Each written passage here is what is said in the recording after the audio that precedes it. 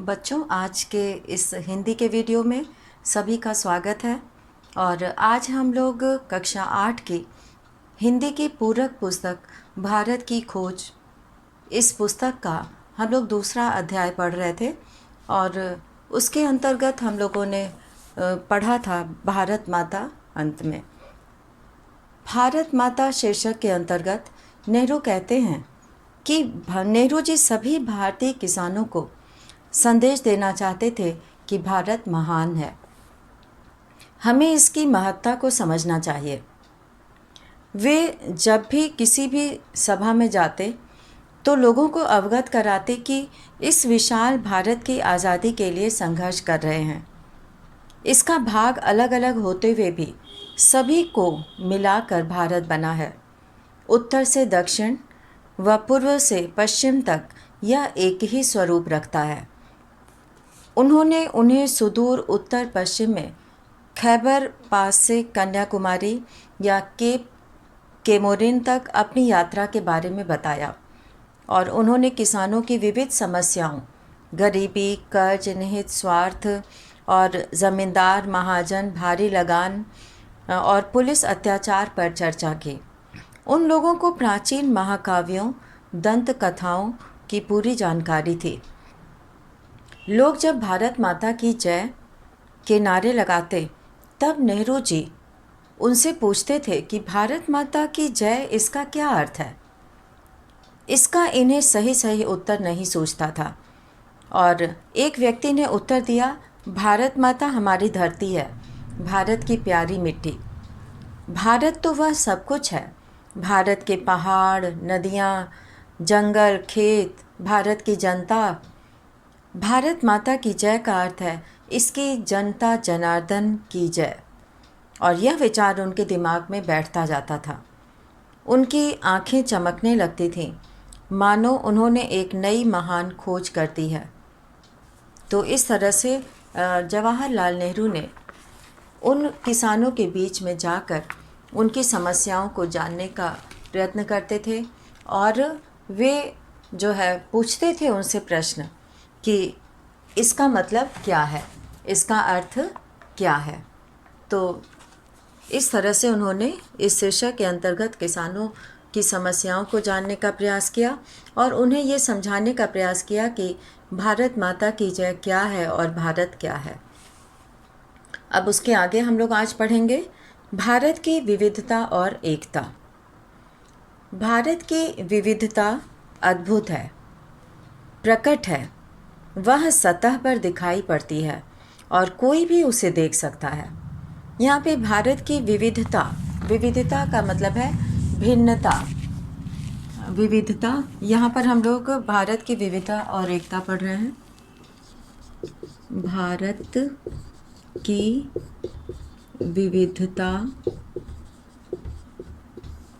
और एकता।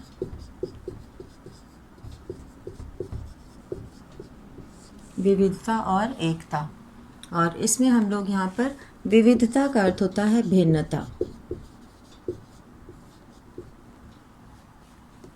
इसका अर्थ होता है भिन्नता, अलग अलग होना।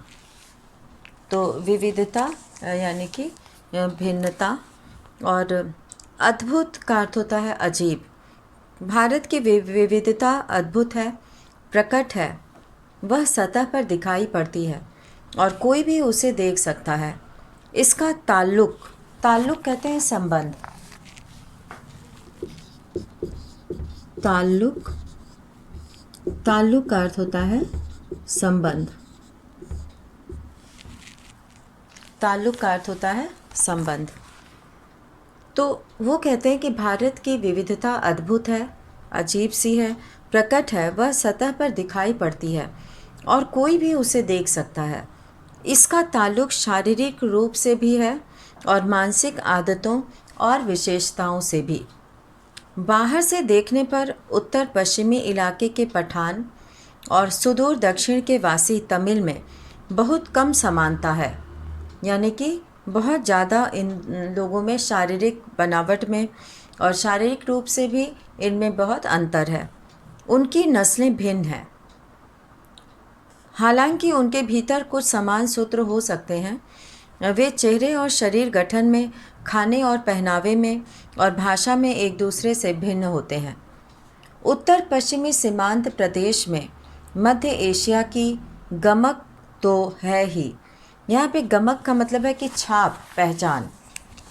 गमक का अर्थ है छाप या पहचान।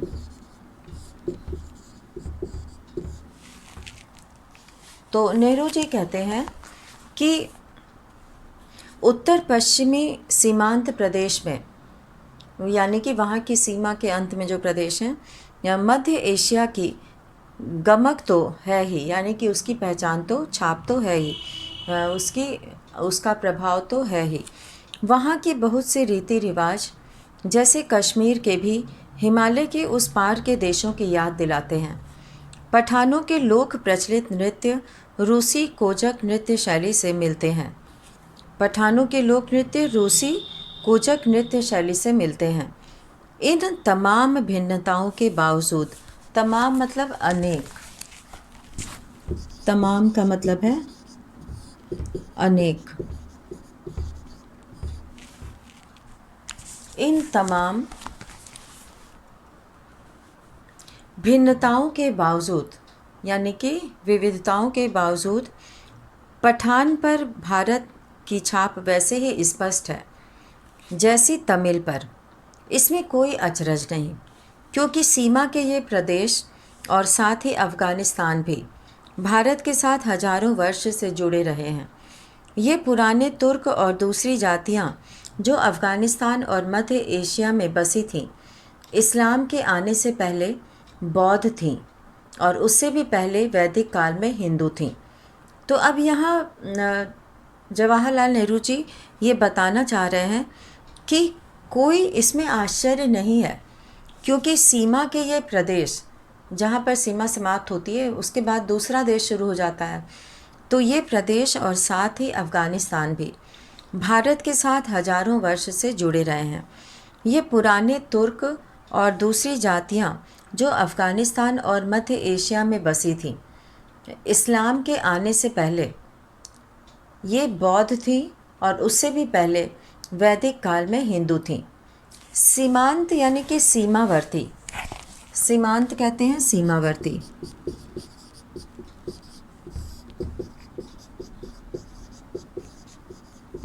सीमांत का अर्थ है यहाँ पर सीमावर्ती, और इसमें जो है सीमांत क्षेत्र प्राचीन भारतीय संस्कृति के प्रमुख केंद्रों में से था। अब भी स्मारकों और मठों के ढेरों ध्वस्त अवशेष उसमें बिखरे हैं। ध्वस्त का मतलब होता है नष्ट। ध्वस्त, ध्वस्त कहते हैं नष्ट होने को। ध्वस्त हो जाना यानी कि नष्ट हो जाना। तो उसके जो अवशेष यानी कि बचे हुए, अवशेष कहते हैं बचे हुए।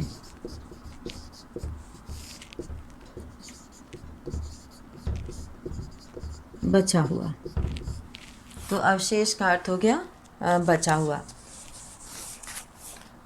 तो उनके जो अब भी स्मारकों और मठों के ढेरों ध्वस्त अवशेष उसमें बिखरे हैं। विशेष रूप से तक्षशिला के महान विश्वविद्यालय के, जो 2000 वर्ष पहले अपनी प्रसिद्धि की चरम सीमा पर था। सारे भारत के साथ ही एशिया के विभिन्न भागों से विद्यार्थी यहाँ खींचे आते थे। एशिया के विभिन्न भागों से विद्यार्थी यहाँ खींचे आते थे। धर्म परिवर्तन से अंतर ज़रूर आया, पर उन क्षेत्रों के लोगों ने जो मानसिकता विकसित कर ली थी वह पूरी तरह नहीं बदल सकी। पठान और तमिल दो चरम उदाहरण हैं। चरम मतलब सबसे ऊपर, सबसे आगे, सबसे ज़्यादा, जो है पठान और तमिल, ये दो चरम उदाहरण हैं। बाकी की स्थिति कहीं इन दोनों के बीच में है। सबकी अपनी अलग अलग विशेषताएं हैं, पर सब पर इससे भी गहरी छाप भारतीयता की है। यह जानकारी बेहद हैरत में डालने वाली है कि बंगाली, मराठी, गुजराती, तमिल, आंध्र, उड़िया, असमी, कन्नड़, मलयाली, सिंधी, पंजाबी, पठान, कश्मीरी, राजपूत और हिंदुस्तानी भाषा भाषी जनता से बसा हुआ विशाल मध्य भाग कैसे सैकड़ों वर्षों से अपनी अपनी अलग पहचान बनाए रहा। इसके बावजूद इन सबके गुण दोष कमोबेश एक से हैं। कमोबेश का अर्थ है कम या अधिक। यहाँ पर कमोबेश का अर्थ है कम या अधिक।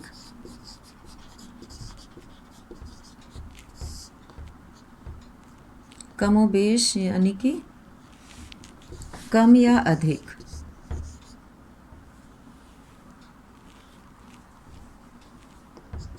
कम अधिक, अधिक भी हो सकता है, थोड़ा कम भी हो सकता है। तो यहाँ पर इन सारे विविधताओं के बावजूद इन सबके गुण दोष कमोबेश एक से हैं। इसकी जानकारी पुरानी परंपरा और अभिलेखों से मिलती है। जवाहरलाल नेहरू ने जो भी कहा है उसके लिए उन्होंने प्रमाण देखा है कि कहाँ से ये मतलब प्रमाणित होता है कि ऐसी जो है बात थी। तो ये जो है साथ ही इस पूरे दौरान वे ऐसे भारतीय बने रहे हैं जिनकी राष्ट्रीय विरासत एक ही थी और उसकी नैतिक और मानसिक विशेषताएं भी समान थी। प्राचीन चीन की तरह प्राचीन भारत अपने आप में एक दुनिया थी, एक संस्कृति और सभ्यता थी जिसने तमाम चीज़ों को आकार दिया था। विदेशी प्रभाव आए और अक्सर उस संस्कृति को प्रभावित करके उसी में जज्ब हो गए। जब भी विघटनकारी तत्व उभरे तत्काल उन्होंने सामंजस्य खोजने के प्रयास को बढ़ावा दिया। सभ्यता के आरंभ से ही भारतीय मानस में एकता के स्वप्न ने अपनी जगह बनाए रखी। इस एकता की कल्पना कभी किसी बाहर से आरोपित वस्तु या बाहरी तत्वों के या विश्वास के मानकीकरण के रूप में नहीं की गई। मानकीकरण मतलब शुद्धता के रूप में। तो यहाँ पर मानकीकरण का अर्थ है शुद्धता।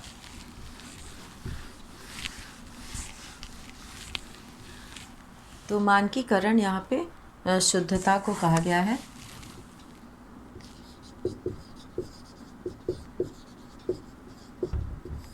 यानी कि एक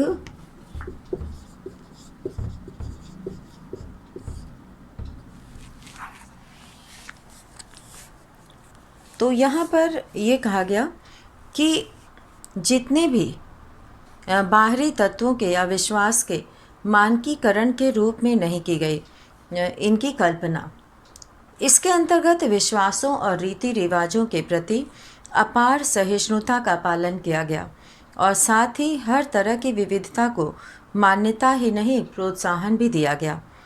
तो यहाँ पे सहिष्णुता का अर्थ होता है जो है सहृदयता। सहिष्णुता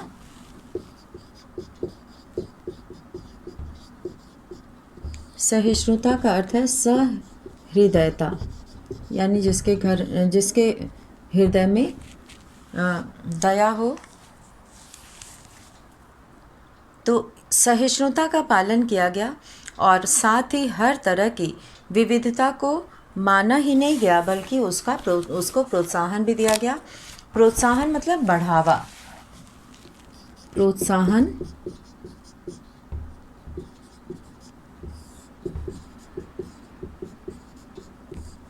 प्रोत्साहन का अर्थ है बढ़ावा। तो इस तरह से जो बाहरी प्रभाव आए ऐसे रीति रिवाजों और जो बाहर विदेशों से आए थे उनके भी विचारों को प्रोत्साहन दिया गया। और किसी एक देशीय समूह में चाहे वे कितने घनिष्ठ रूप में एक दूसरे से जुड़े हों, यानी कि पक्के रूप में, घनिष्ठ का मतलब होता है पक्का, घनिष्ठ पक्का, तो घनिष्ठ रूप में जो है वो एक दूसरे से जुड़े हों। छोटी बड़ी भिन्नताएं हमेशा देखी जा सकती हैं।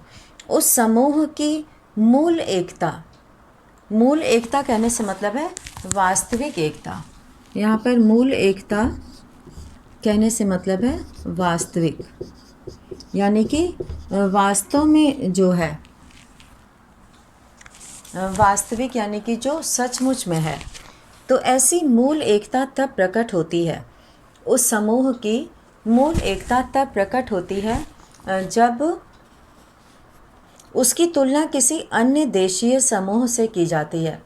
जब उसकी तुलना किसी दूसरे देश के समूह से की जाती है। यह बात अलग है कि अक्सर दो निकटवर्ती समूहों की भिन्नता सीमांत इलाकों में या तो धुंधली पड़ जाती हैं या आपस में घुल मिल जाती हैं। तो जब दो समूह एक साथ आते हैं तो वो भिन्न होते हुए भी ऐसे सीमांत इलाकों में, सीमांत इलाके यानी कि सीमावर्ती जो इलाके होते हैं, जो जगह होती है, वहाँ ये आपस में घुल मिल जाते हैं। प्राचीन और मध्य युग में आधुनिक राष्ट्र के विचार ने जन्म नहीं लिया था और सामंती धार्मिक या जाति संबंधों का महत्व अधिक था। फिर भी मेरा विचार है कि ज्ञात इतिहास में किसी भी समय एक भारतवासी भारत के किसी भी हिस्से में अपने ही घर किसी अपनेपन की अनुभूति करता था, जबकि किसी भी दूसरे देश में पहुंचकर वह अजनबी और परदेशी महसूस करता था। यानी कि भारत में वो किसी भी जगह पर रहे, चाहे वो अपने प्रदेश में रहे या दूसरे प्रदेश में रहे या सीमावर्ती प्रदेश में रहे, भारत में रहने पर वो अपने घर जैसा अपनापन महसूस करता है। लेकिन वही चीज़ जो है विदेश जाने पर वो अजनबीपन और परायापन लगता है। उन देशों में जाकर जिन्होंने कुछ दूर तक उसकी संस्कृति या धर्म को अपना लिया था, यानी कि विदेशी धर्म और विदेशी संस्कृति को अपना लिया था, उसे अजनबीपन का बोध निश्चय ही कम होता था। वे लोग जो किसी गैर भारतीय धर्म को मानने वाले थे, यानी कि भारतीय धर्म को छोड़कर किसी और धर्म को मानने वाले थे या भारत में आकर यहीं बस गए थे, कुछ ही पीढ़ियों के गुजरने के दौरान स्पष्ट रूप से भारतीय हो गए, जैसे यहूदी, पारसी और मुसलमान। ये सब यहाँ पर आकर बस गए और कुछ समय बाद जो है ये भारतीय हो गए। जैसे यहूदी, पारसी और मुसलमान ये यहाँ रहने के बाद यहीं के होकर रह गए, और जिन भारतीयों ने इन धर्मों को स्वीकार कर लिया वे भी धर्म परिवर्तन के बावजूद भारतीय बने रहे। तो आज जब राष्ट्रीयतावाद की अवधारणा मतलब विचार, सोच कहीं अधिक विकसित हो गई है, विदेशों में भारतीय अनिवार्य रूप से एक राष्ट्रीय समुदाय बनाकर विभिन्न कारणों से एकजुट होकर रहते हैं। आज जो है विदेशों में भारतीय अनिवार्य रूप से एक राष्ट्रीय समुदाय बनाकर विभिन्न कारणों से एकजुट होकर रहते हैं, भले ही उनमें भीतरी मतभेद हों। एक हिंदुस्तानी ईसाई कहीं भी जाए उसे हिंदुस्तानी ही माना जाता है। इस प्रकार किसी हिंदुस्तानी मुसलमान को तुर्की, अरब, ईरान या किसी भी अन्य देश में जहां इस्लाम धर्म का प्रभुत्व हो, हिंदुस्तानी ही समझा जाता है। मेरे ख्याल से हम सबके मन में अपनी मातृभूमि की अलग अलग तस्वीरें हैं और कोई दो आदमी बिल्कुल एक जैसा नहीं सोच सकते। जब मैं भारत के बारे में सोचता हूँ तो मेरे मन में बहुत सी बातें आती हैं। मैं सोचता हूँ दूर दूर तक फैले मैदानों और उन पर बसे अनगिनत छोटे छोटे गांवों के बारे में, उन कस्बों और शहरों के बारे में जिनकी मैंने यात्रा की। तो यहाँ मतभेद जो है, कहने का मतलब होता है विचारों में भिन्नता। मतभेद का अर्थ है मतभेद अर्थात विचारों में भिन्नता।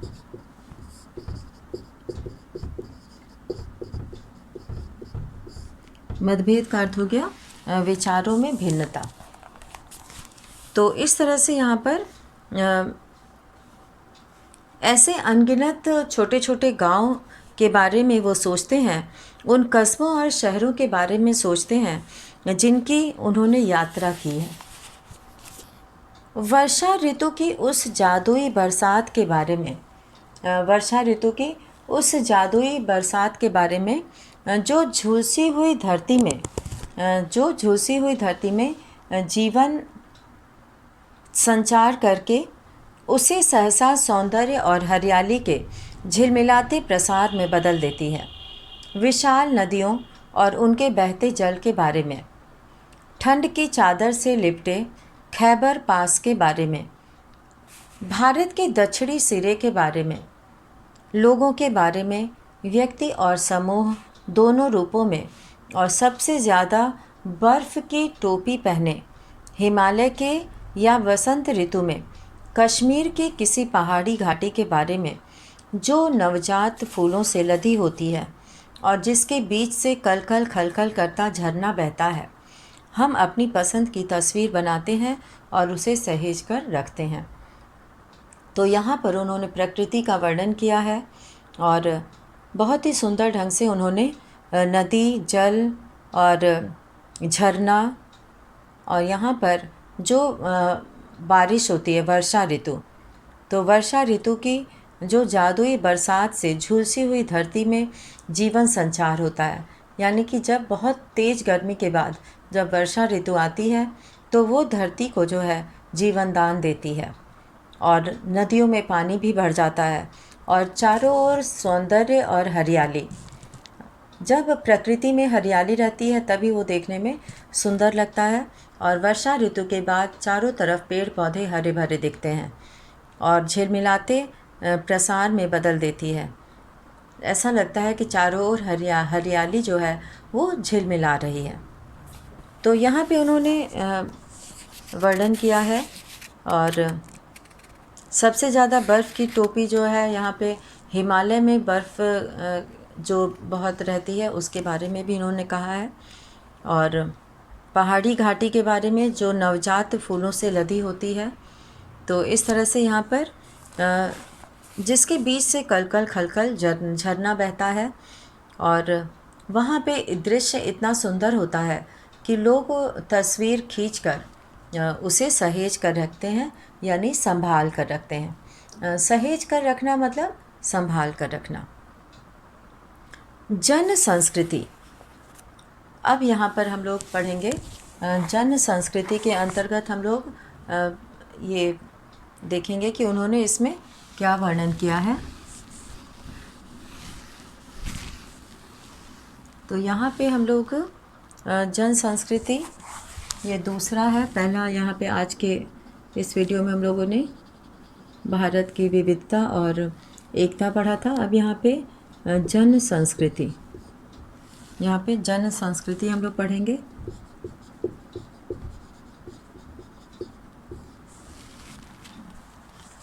लोगों की संस्कृति, वहाँ का कल्चर, संस्कृति क्या थी, इसके बारे में हम लोग जानेंगे। और मैंने वर्तमान समय में भारतीय जनता के गतिशील जीवन नाटक को देखा। ऐसे अवसर पर मैं अक्सर उन सूत्रों को खोज लेता था। सूत्र यानी कि जो एक प्रमाण के लिए और एक उसको कहेंगे कि एक मार्ग जिससे कि हम उस पर खोजबीन कर सकें। तो अक्सर उन सूत्रों को खोज लेता था जिनसे उनका जीवन अतीत में बंधा है, जबकि उनकी आंखें भविष्य पर टिकी रहती थीं। हर जगह मुझे एक सांस्कृतिक पृष्ठभूमि मिली जिसका जनता के जीवन पर बहुत गहरा असर था। तो हर जगह उनको एक सांस्कृतिक पृष्ठभूमि यानी कि संस्कृति से संबंधित उनको जानकारी मिलती थी जिसका जनता के जीवन पर बहुत गहरा असर था। इस पृष्ठभूमि में लोक प्रचलित दर्शन, परंपरा, इतिहास और मिथक और पुरा कथाओं का यानी प्राचीन कथाओं का मेल था और इनमें से किसी को दूसरे से अलग करके देख पाना संभव नहीं था।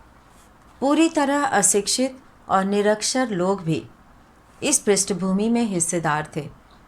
लोक प्रचलित अनुवादों और टीकाओं के माध्यम से भारत के प्राचीन महाकाव्य रामायण और महाभारत और अन्य ग्रंथ भी जनता के बीच दूर दूर तक प्रसिद्ध थे। हर घटना, कथा और उनका नैतिक अर्थ लोकमानस पर अंकित था और उसने उन्हें समृद्ध और संतुष्ट बनाया था। अब यहाँ पे बहुत सारे ग्रंथ थे जिनके अनुवाद और उन पर टीकाएँ लिखी गई थीं और इन टीकाओं के माध्यम से भारत के प्राचीन महाकाव्य रामायण और महाभारत और अन्य ग्रंथ भी जनता के बीच दूर दूर तक प्रसिद्ध थे, जिसमें उनकी व्याख्या होती थी और उसमें उसका अर्थ होता था। और हर घटना, कथा और उनका नैतिक अर्थ लोकमानस पर अंकित था और उसने उन्हें समृद्ध और संतुष्ट बनाया था। अनपढ़ ग्रामीणों को सैकड़ों पद याद थे और अपनी बातचीत के दौरान वे बराबर या तो उन्हें उद्धृत करते थे या फिर किसी प्राचीन रचना में सुरक्षित किसी ऐसी कहानी का उल्लेख करते थे जिससे कोई नैतिक उपदेश निकलता हो। तो बात बात पे ये लोग जैसे ही मौका मिलता था, जहाँ भी ऐसा प्रसंग आता था, बातचीत होती थी, तो वो उन कथाओं का उदाहरण देते थे या उन पंक्तियों को सुनाते थे। और फिर किसी प्राचीन रचना में सुरक्षित किसी ऐसी कहानी का उल्लेख करते थे जिसमें कि नैतिकता की बातें हों, जिसमें कि अच्छी बातें हों, जो हमारे जीवन को जो है और अच्छा बनाने में मदद करें। रोज़मर्रा की ज़िंदगी के मसलों के बारे में सीधी साधी बातचीत को ये देहाती लोग जब इस तरह का साहित्यिक मोड़ देते थे तो मुझे अक्सर बहुत आश्चर्य होता था। यदि मेरे मन में लिखित इतिहास और लगभग लिखित मतलब लिखा हुआ इतिहास और लगभग सुनिश्चित तथ्यों से निर्मित तस्वीरों का भंडार था, तो मैंने महसूस किया कि अनपढ़ किसान के मन में भी उनका अपना तस्वीरों का भंडार है। यह बात अलग है कि उसका स्रोत पूरा कथाएं एवं परंपरा और महाकाव्य के नायक नायिकाएं ही अधिक थीं और इतिहास बहुत कम। तिस पर भी वह बहुत स्पष्ट होता था। तिस पर भी यानी कि उस पर भी मैं उनके चेहरे, उनके आकार और उनकी चाल ढाल को ध्यान से देखता। मैं उनके चेहरे, आकार और उनकी चाल ढाल को ध्यान से देखता। उनके बीच बहुत से संवेदनशील चेहरे, बलिष्ठ देह। बलिष्ठ देह कहने का मतलब है मजबूत शरीर जिसमें बहुत शक्ति हो। तो ऐसे बलिष्ठ देह और सीधे साफ अवयवों वाले पुरुष दिखाई देते। साफ अवयवों वाले यानी कि उनकी सोच भी साफ सुथरी होती थी। महिलाओं में लावण्य, नम्रता, गरिमा और संतुलन के साथ साथ एक ऐसा चेहरा जो अवसाद से भरा होता था। अवसाद यानी कि चिंता से। जो है महिलाओं में चमक होती थी और नम्रता होती थी। गरिमा यानी कि वो बहुत ही आदरयुक्त होती थी और संतुलन के साथ साथ एक चेहरा जो अवसाद से भरा होता था। कभी कभी किसी देहाती रास्ते या गांव के बीच से गुजरते हुए मेरी नज़र किसी मनोहर पुरुष या स्त्री पर, सुंदर स्त्री पर पड़ती थी तो मैं विस्मय विमुग्ध हो जाता था, यानी कि आश्चर्यचकित हो जाता था। हैरत होती थी मुझे। वे मुझे पुराने भित्ति चित्रों की याद दिला देते थे।